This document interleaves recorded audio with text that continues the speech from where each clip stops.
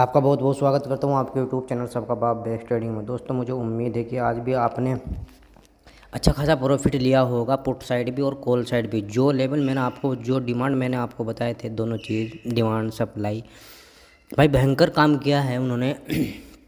आज भी, कल तो न्यूज बेस मार्केट थी इसलिए काम नहीं कर पाई। न्यूज बेस मार्केट में भाई कोई भी स्ट्रेटजी काम नहीं करती, वो किसी की भी हो। ठीक है, चलो सुबह सुबह हम बात करते हैं भाई। गैप डाउन ओपन हुई, गैप डाउन ओपन होने के बाद नीचे आई, हमारे डिमांड एरिया में आई भाई। ठीक है, देख लेना डिमांड एरिया पहले लगा हुआ है भाई। इस डिमांड एरिया में आई और अगर टाइम फ्रेम आप बड़ा करके देखोगे ना, 1 घंटे का टाइम फ्रेम अगर आप करके देखोगे तो मैं 1 मिनट आपको दिखाता हूँ कि और क्या लॉजिक था। एक और कहाँ गई भाई?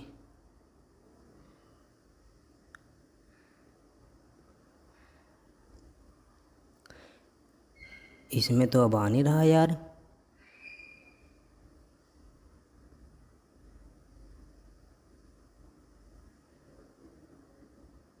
चलो, पता नहीं मैंने कुछ देखा था भाई सुबह बड़े टाइम फ्रेम में, मैंने जब इस उस वजह से और डिमांड एरिया की वजह से ट्रेड लिया था भाई। 2 स्ट्रेटजी लागू होती, 3 बल्कि। कौन कौन सी? एक तो मुझे बड़े डिमांड सॉरी बड़े टाइम फ्रेम में कुछ नज़र आया भाई, वो अब याद नहीं रहा कि क्या नज़र आया था, अब वो दिख नहीं रहा तो बताता मैं आपको। और एक डिमांड एरिया में आ गई थी भाई। ठीक है, जो हमारा डिमांड एरिया टेस्ट ट्रेड नहीं था। और दूसरी बात हो गई थी भाई, गैप फिल वाली स्ट्रेटजी इसमें लग चुकी थी। ठीक है, नहीं तो डिमांड एरिया टाइम फ्रेम का इशू था, जो भी मेरे याद नहीं रहा क्या था। और हमारा गैप फिल वाली स्ट्रेटजी, ये निफ्टी की बात कर रहा हूँ भाई मैं। तो 3 स्ट्रेटजी लागू हो गई तो भाई हम क्यों नहीं ट्रेड लेंगे भाई? ठीक है, जब एक टाइम में, एक समय में, एक ही कैंडल पर कई कई स्ट्रेटजी लागू हो जाती है ना, तो हम फिर उस पर और भयंकर ट्रेड लेते हैं। ठीक है, ट्रेड लिया भाई, एक ही कैंडल में हमें 30-40 पॉइंट मिल गए थे, बहुत था निफ्टी में। और अगर हम यहाँ देखें तो ये हमारा सेलिंग एरिया बन गया था। क्यों? क्योंकि इस कैंडल की वजह से गैप डाउन लगा, गैप डाउन लगने की वजह से तो ये सेलिंग एरिया बन गया।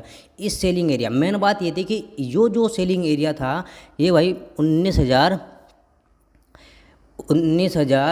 मैं बताता हूँ 19,500, 550 का था। ठीक है नहीं, यानी कि 500 का स्ट्राइक प्राइस पर बहुत भयंकर पुट राइटिंग, कॉल राइटिंग हुई थी भाई, कॉल राइटिंग। तो भाई हम कैसे चले जाते ऊपर, और फिर सेलिंग एरिया भी था। तो भाई इस कैंडल पर तो मैंने पुट नहीं लिया, इस कैंडल पर मैं नेगेटिव हो गया भाई। ठीक है, और इस कैंडल पर नेगेटिव हुआ, कुछ थोड़ा बहुत प्रॉफिट हुआ, मैंने नहीं लिया। फिर ऊपर निकलना शुरू हो गई, एक्सपायरी थी भाई, टाइम टिके बहुत लगा, तो वहाँ लॉस रिकवर होना शुरू हो गया भाई। मतलब प्रॉफिट भाग गया, लॉस आ गया। फिर लेकिन फिर भी मेरा जो एसएल था वो मेरा हाई था भाई। जब भी हाई टूटेगा तो मैं जाऊंगा भाई ऊपर कॉल साइड, लेकिन मैं भाई नेगेटिव था। ये हमारा डिमांड एरिया हो गया था टेस्ट इट, तो ये टूटा, फिर भागे ले भाई, बहुत अच्छा प्रॉफिट हुआ भाई। और मैंने अपने ग्रुप में डाला भी था भाई, पुट साइड जाना है हमें। और तुम यकीन करना भाई, 300 की स्ट्राइक प्राइस पर, 19,300 की स्ट्राइक प्राइस पर कॉल राइटिंग यानी कि ऑप्शन चैन वाली स्ट्रेटजी लागू हुई भाई हमारी। और उस स्ट्रेटजी पर एक और स्ट्रेटजी लागू हो गई थी भाई, भयंकर भयंकर 100 पॉइंट दे के गई है इंडेक्स के। ठीक है, देख लो आप, 300 कुछ से इसका लो लगा भाई 996, और हाई था भाई इस कैंडल का, ऊपरली कैंडल का 389, नहीं 406, 100 पॉइंट का भाई, 100 से भी ऊपर 102 पॉइंट का इंडेक्स का प्रॉफिट दिया। चलो खैर भाई, बात होती रहेगी वरना फिर टाइम ज़्यादा हो जाएगा। चलो भाई, अब पहले तो भाई हम ये डिमांड एरिया जो है ना हमारा, ये तो हो गया है कैसे ख़त्म। ठीक है, नया सप्लाई एरिया बनाया, कौन सा? ये वाला नया सप्लाई एरिया है भाई। बताता हूँ क्यों है। अब देखो भाई, ये कैंडल इस पे लड़ाई हुई, इस कैंडल पर लड़ाई हुई, ये वाली। ठीक है, लड़ाई होने के बाद फिर लड़ाई होती रही, लड़ाई होती रही, लड़ाई होती रही, लड़ाई होती रही, बायर आते रहे, सेलर आते रहे, लड़ते रहे आपस में। इस कैंडल पर भी लड़ाई हुई, लेकिन फिर इस कैंडल ने ही क्या हुआ, सेलर जीत गए भाई फिर लड़ाई होने के बाद। तो यही हमारी सप्लाई जोन का मार्किंग हो गई, यही सब हमारा सप्लाई जोन हो गया, सेलिंग एरिया हो गया, सप्लाई एरिया हो गया। ठीक है, तो जब भी यहाँ आएगी भाई हम जब भी पुट साइड जाएंगे, मेन बात ये है बस। देखो अगर भाई कल नई एक्सपायरी शुरू हो रही है, यानी कि फ्राइडे वाले दिन 4 फ्राइडे को अगर फ्लैट ओपन होती है और फ्लैट ओपन होने के बाद क्लोजिंग से ऊपर क्लोज दे दे, ठीक है, क्लोजिंग से के बाद ऊपर ही क्लोज दे दे, तो भाई जो कैंडल ऊपर क्लोज देगी ना वो पॉजिटिव कैंडल होनी चाहिए और वो उसी कैंडल को हम मार्किंग करेंगे, ठीक है। फिर 5 मिनट की कैंडल ऊपर क्लोज हो जाए बस, हम फिर कहाँ जाएंगे, हम कॉल साइड जाएंगे। पहला टारगेट हमारा 50 दिन की मूविंग एवरेज रहने वाला है, क्योंकि 50 दिन की मूविंग एवरेज इससे थोड़ी और नीचे आ जाएगी कल के दिन। और फिर दूसरा टारगेट भाई इस सेलिंग एरिया तक रहने वाला है, लेकिन भाई 50 दिन की मूविंग एवरेज पर आप अपना टारगेट बुक कर लेना 100 के 100%, क्योंकि फिर यहाँ से ज़रूर गिरेगी। क्यों गिरेगी? क्योंकि सेलिंग एरिया में ही हमारा 50 दिन की मूविंग एवरेज रहेगी। तो 2-3 स्ट्रेटजी लग जाएगी, सेलिंग एरिया और मूविंग एवरेज, और भी कुछ होगा इसमें, वो कल को ही देखा जाएगा, ठीक है भाई। और अगर इसी गैप अप ओपन होती है कल के दिन, फ्राइडे वाले दिन, तो हम देखेंगे क्या कि अगर गैप अप हुई भाई इस सेलिंग एरिया में, तो नेगेटिव कैंडल बनते ही, वेट मत करना भाई, नेगेटिव कैंडल बनती है, अगर नेगेटिव कैंडल बन जाए, पॉजिटिव बन जाए, फिर वेट करेंगे भाई हम, ठीक है। अगर नेगेटिव कैंडल बनी तो 50 उसे मार्किंग करेंगे भाई, 5 मिनट की कैंडल जैसे नीचे क्लोज होती है तो भाई हम फिर पुट साइड जाएंगे। पुट साइड हमें अच्छा खासा ट्रेड मिल सकता है भाई। फर्स्ट टारगेट हमारा गैप फिल होने वाला है, क्योंकि गैप छोटा रहेगा तो gap fill, full gap fill का फर्स्ट टारगेट रहेगा। मैं तो ये कहता हूँ कि अगर आपको 5 मिनट की कैंडल ही नेगेटिव मिल जाए ना, तो भाई हम वो भयंकर उसमें मतलब मारूबू जो कैंडल टाइप होनी चाहिए 5 मिनट की, तो भाई हम 5 मिनट के बाद ही एंट्री ले सकते हैं, क्योंकि हो सकता है कि 15 मिनट में गैप फिल वाली स्ट्रेटजी लागू हो जाए। और जब गैप अप ओपन होगी तो ये कैंडल हमारी क्या हो जाएगी, डिमांड एरिया बन जाएगी, तो यहाँ से रिकवरी आ सकती है, वो चाहे रिटेस्ट हो, ठीक है ना, रिटेस्ट होने के बाद नीचे गिरे।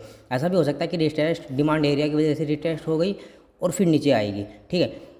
और भाई अगर फ्लैट ओपन होती है, फ्लैट ओपन होती है नीचे निकलना शुरू कर दे, यानी कि जो क्लोजिंग है उसके नीचे क्लोज हो जाए, तो भाई हम 5 मिनट का फिर और वेट करेंगे। जैसे ही हमारी 15 मिनट की कैंडल जो हमने मार्किंग की है वो नीचे की साइड जाएगी, तो भाई हम फिर, ये हमारा लो भी है, बस लो ही है, डिमांड एरिया तो आप अब इसे नहीं कहेंगे हम, क्योंकि ये टेस्टेड हो चुका है। तो इस लो तक भाई हमारा फर्स्ट टारगेट रहेगा। अगर ये लो टूटता है ना कल के दिन भी, तो भाई फिर और तेज़ गिरावट आएगी यहाँ तक, ठीक है।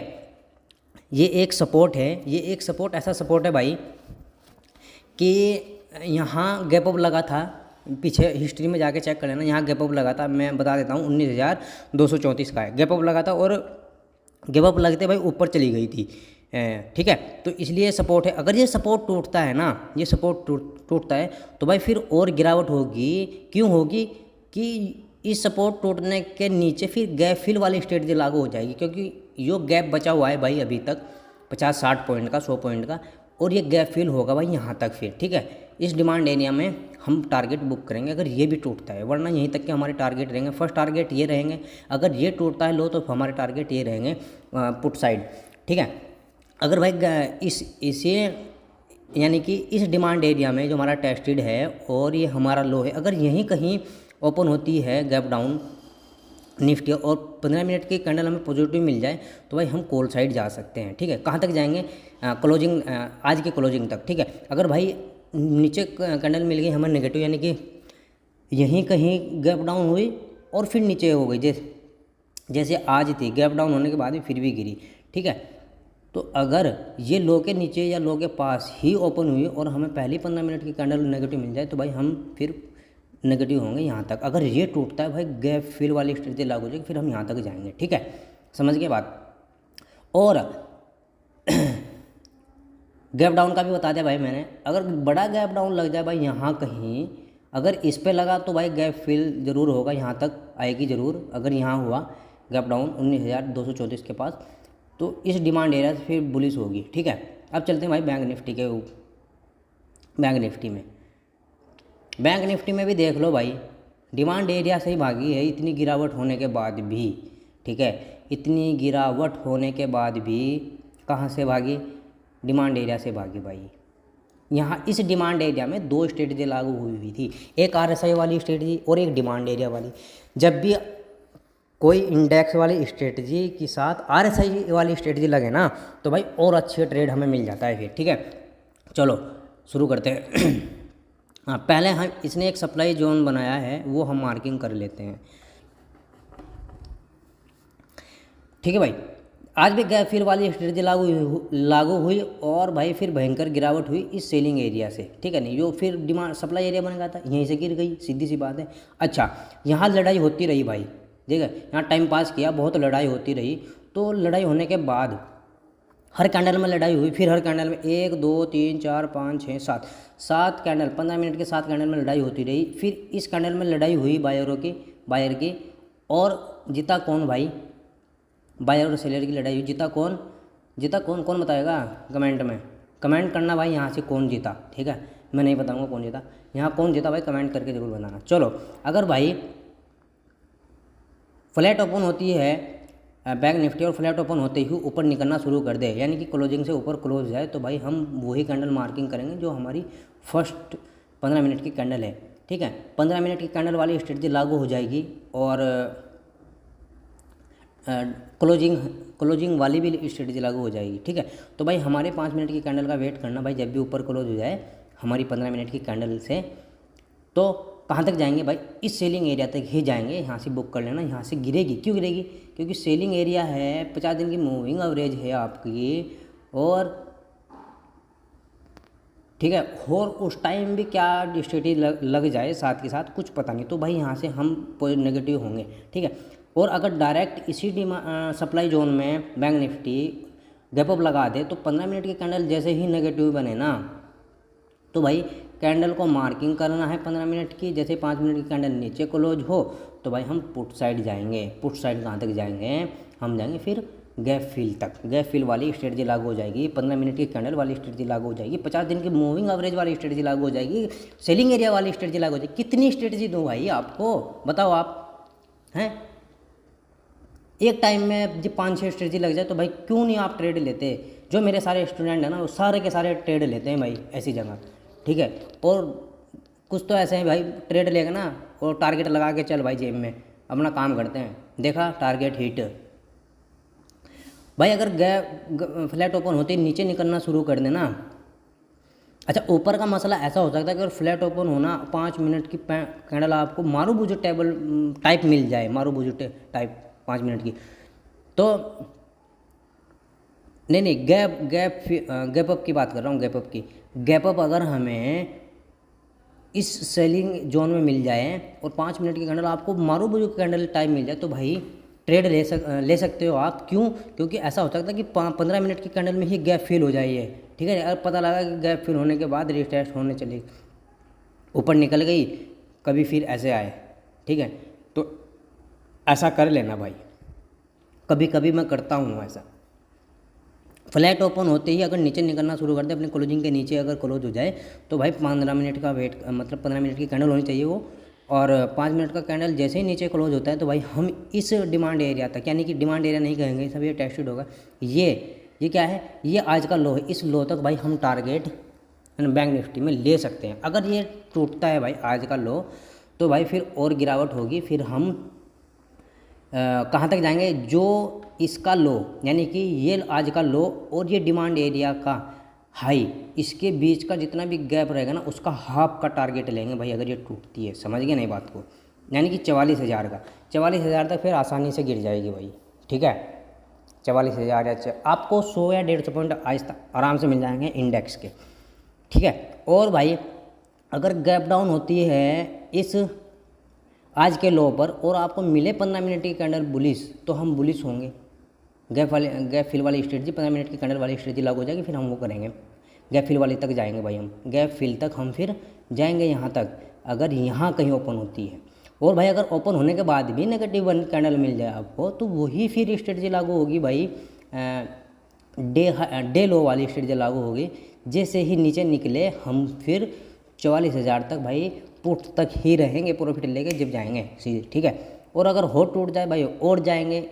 ठीक है, अगर 44,000 पर आपको मिले अच्छी खासी पॉजिटिव कैंडल, तो भाई फिर हम कॉल साइड जा सकते हैं, क्योंकि वो बताया जाएगा भाई पीसीआर डाटा देखकर। ठीक है, पीसीआर डाटा जरूर चेक करना कि 44,000 पर कॉल राइटिंग, पुट राइटिंग कितनी है, पुट राइटिंग कितनी है। अगर ज़्यादा है कॉल राइटर से, तो हम फिर कॉल साइड जाएंगे। ठीक है, तो समझ गए होंगे, मुझे आशा है कि भाई समझ गए होंगे। भाई जिस भाई को कोर्स करना हो कोर्स कर सकते हैं, अगस्त तक कोर्स फ्री है भाई, ठीक है ना, 2023 यानी कि अगस्त, कभी आप 2024 में देखो वीडियो ये। अबे यार,